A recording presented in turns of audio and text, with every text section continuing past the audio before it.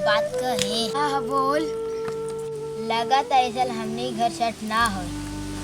अरे भाई हमरो को असंके लागत था काहे कि पापा के ऊपर बहुत कर्जा बा।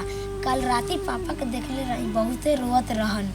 भैया हमने के कोनो काम करे चले के? ना रे भाई हमने के अभी छोट छोट बनी जा, हमने के कोनो काम न दिए सन। चल कोशिश करके देखल जाए, कोशिश करे में का जाता। चल देखल जाओ। चल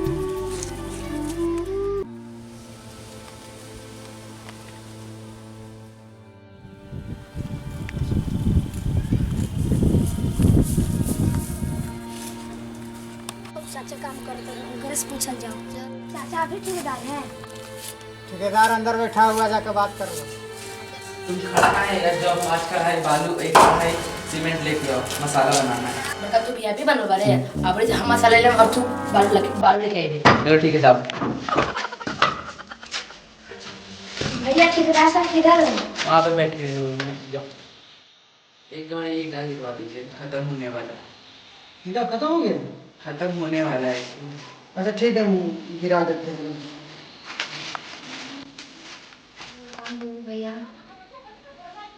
कौन काम करवा जब होगा इतना छोट छोट उम्र बा हो, कौन काम करे खातिर नहीं पड़ा जाए? भैया कुछ न कर लो। अच्छा तू लोग से काम हो कि सीमेंट ईटा बालू वाला? भैया अरे कोमल कोमल है देख ले बजे बताओ है तू लोग से काम हो कि बाबू? हाँ भैया कौन मजबूरी पड़ गई बा कि तू लोग काम मांग याद बजे है भाई हाथ जोड़े वाले बन भैया छठ करे के पैसा नहीं के अब तू लोग कमाई पापा?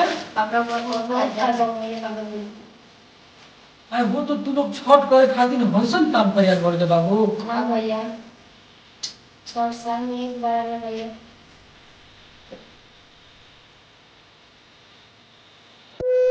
तू लोग से काम होई ना बबुआ, ठीक नो? तू लोग टेंशन मत ले जा, छठ पूजा एकदम आराम से होई, मैया सबके मनोकामना पूरा करेली, ठीक नो? तू लोग से कोनो काम ना हो कि हम तू लोग के पैसा देता नहीं।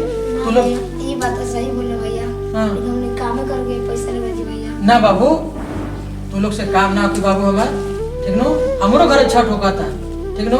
तू लोग का उदास ना करम बाबू हमार, तू लोग उदास मत होगा जा, पैसा ला जा। ना बाबू तू लोग से काम ना हो कि सब भगवान हमरा के देखत रहन, तू लोग से काम करा के हम पाप लेम बाबू। हां ई तू लोग के नहीं देवत, इतना देता नहीं तो तना माई हमरा के दी हां, ठीक नो? ला ला जा। अरे अरे ना ना अरे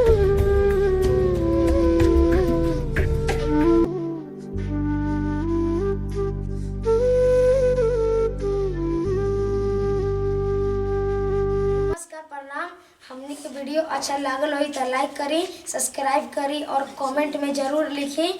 रंजीत गुप्ता ऑफिशियल के जरूर सपोर्ट करें। जो भी हम लोग से गलती होई अपन अपन भाई और बच्चा समझ के माफ कर जाए। जय छठी मैया। जय छठी मैया। चलो।